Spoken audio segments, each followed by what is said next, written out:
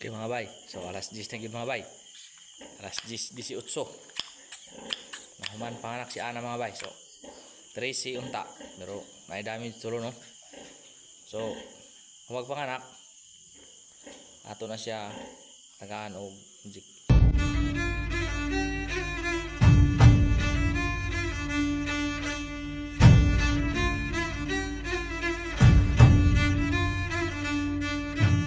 okay mga bay, so alas 10 na gyud mga bay. Alas 10:18.